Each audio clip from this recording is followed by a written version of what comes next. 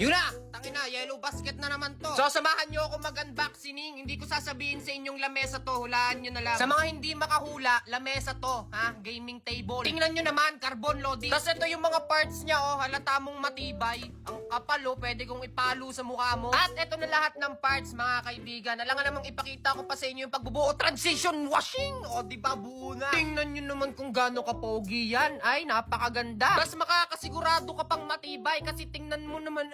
At ang pinakamatindi, nababago yung height niya. Pwede mong itaas, ibaba. Pipindutin mo lang dito, depende na sa'yo kung gaano kataas o kababa. At ito na ang bahala dyan. Ha? Lunukin mo yan. Kunyari naman dito, bababaan ko, no? O di pipiliin ko tong 1. Pag pinindot mo yan, papas forward ko lang ha. Uy, o diba, nababa siya, amazing. Dito ko muna lalagay sa gilid ng hagdan namin ha. Wala pa ako mapaglagyan. Tapos tataas-taasan ko ng konti, mayabang ako eh. Tapos ilalagay ko tong lumang gamit namin na to para mukhang tanga. Tapos ipaglalagay ko naman yung mga nauutay kong gamit. Ayan o. Habang pinapatas ko yung mga gamit, na-realize ko dala nga pala nung asawa ko yung laptop. E di in-imagine ko na lang, kunyari, nandyan pa rin yung laptop. Ay, ang angas talaga. Imaginein nyo na lang na nandyan yung laptop ha. Kunyari, gagamitin ko na, bababaan ko. Syempre, mataas eh. Yan, kunyari, may kausap ako. Ang dami kong ginagawa, grabe. Eh, kunyari, may ginagawa ka naman habang nagko-computer ako. Nagluluto ako dito, kunyari. Ay, may kausap ako, natawa ako sa kanya, re-replyan ko siya. Diba? Hindi ako patungo-tungo. Wala na akong masabi. Nasabi ko na yata lahat.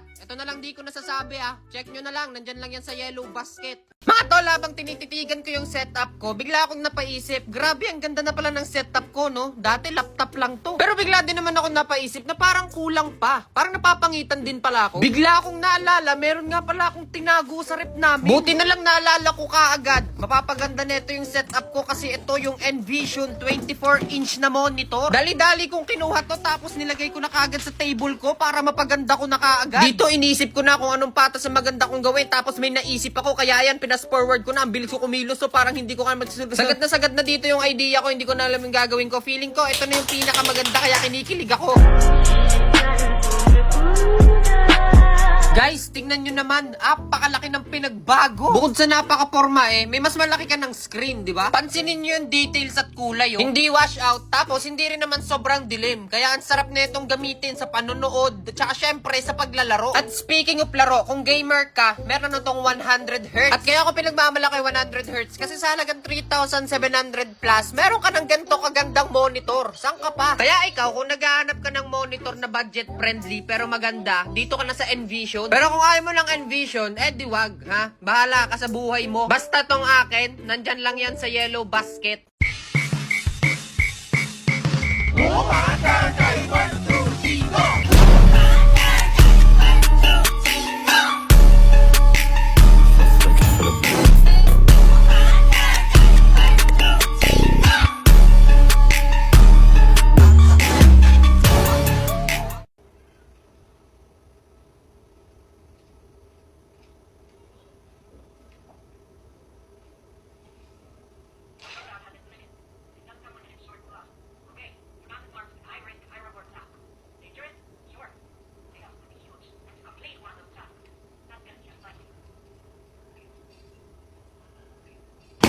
Happy New Year!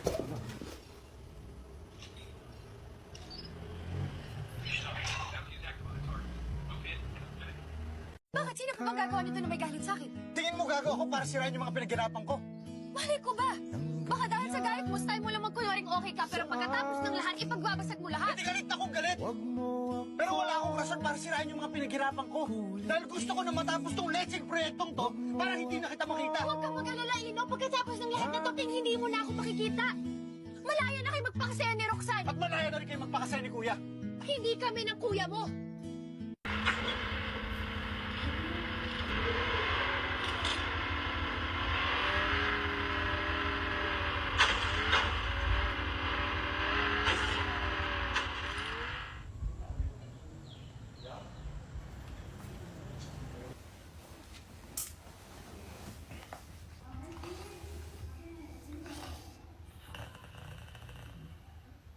Unboxing tayo, pare.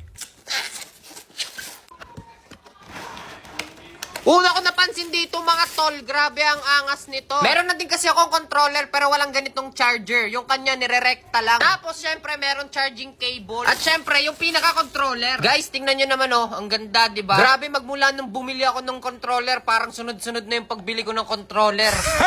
Tapos ang angas pa pag i-charge, oh, ipapatong mo lang ng ganyan. Meron din tong pailaw-ilaw, ayan oh, tingnan nyo, ang ganda. Tapos ang maganda rin dito, pwede mong palit-palitan.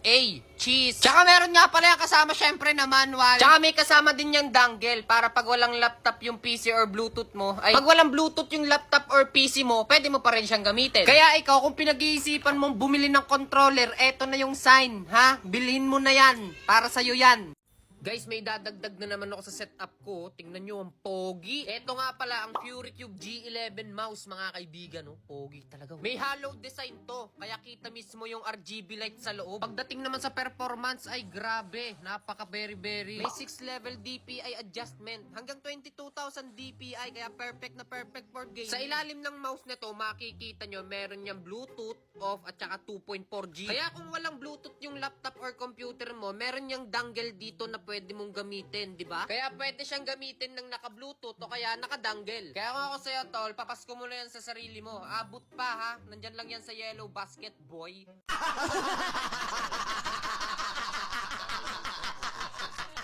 Sindating, ayaw niya na daw sa pogi kasi parang bading. Panis ka boy, panis ka boy. I won't know if you ever feel rain.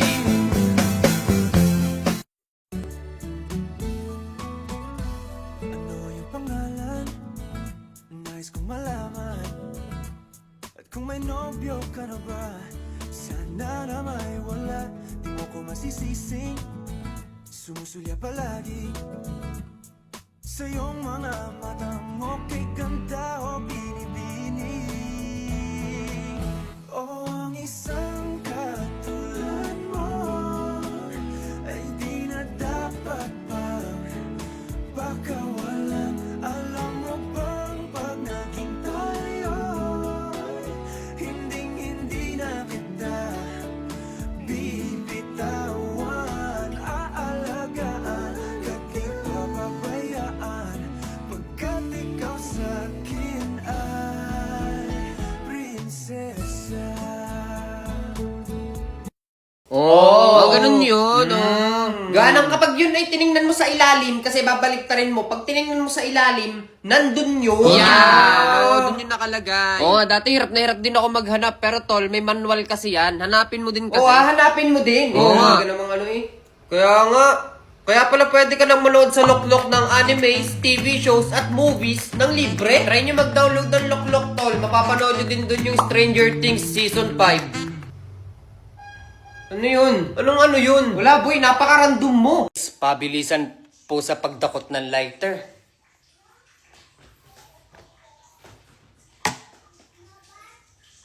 Maraming salamat sa panood, mga guys. Magandang gabi. Bye-bye. Lakas makapogi points nung lalaking panayang share ng tips. Viral pogi ngayon ang kwento ng binatang ito na ipinagmamalaking gumwapo raw siya kahit hindi siya niretoke.